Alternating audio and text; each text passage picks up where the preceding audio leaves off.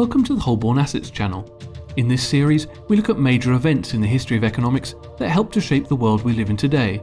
If you think of anything that happened in your region this week in history, please leave us a comment. We'd also love you to suggest other areas of economics and finance that you'd like to see videos about. The Soviet Union collapsed at the start of the 90s, and Georgia confirmed the Act of Re-establishment of Independence on the 9th of April 1991. The country had a long-established history of agriculture, having one of the oldest winemaking cultures in the world.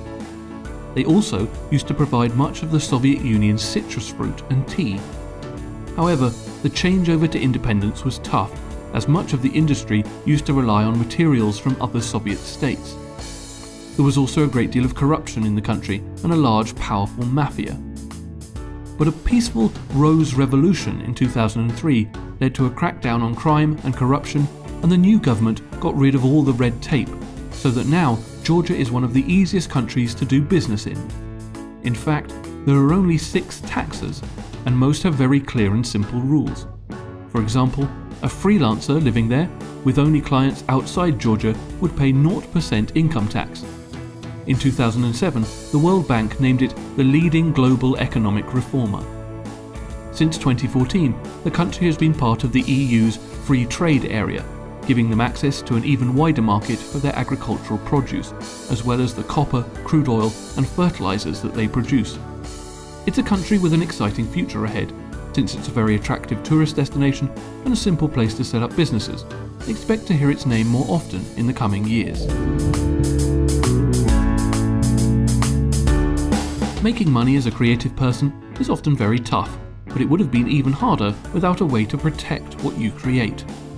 Most modern copyright law, particularly in the West, is based off an act from the British government called the Statute of Mene, enacted on the 10th of April 1710. At this point in time, the focus was on writing. Recorded music didn't exist, neither did film, and reproduction of art required an actual painter, so it was hardly an issue.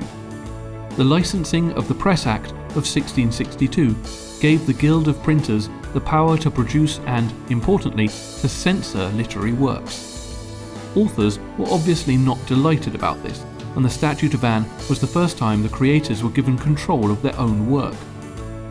This Copyright Act gave authors and their chosen printer a 14-year protection over the publication of that work. There was also an option to extend this by a similar period. Copyright law has since expanded and is especially relevant today in the digital age, when many of us own computers with the ability to copy almost anything.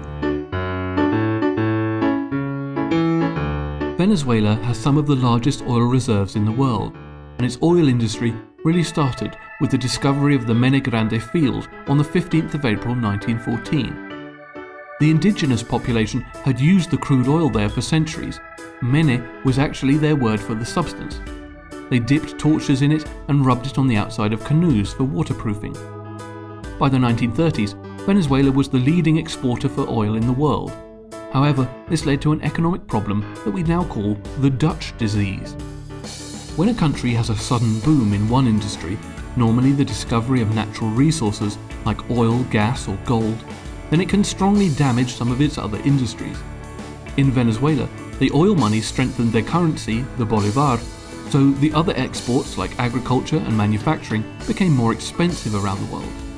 It also made imports cheaper, so local manufacturers suffered from global competition.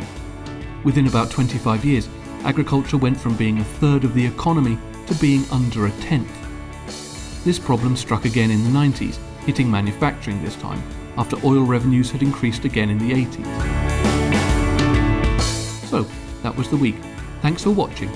Please subscribe if you want to hear more about economic events from around the world and throughout history, as well as regular videos to help with your personal finances, because we could all manage our money a little better, right? See you next time.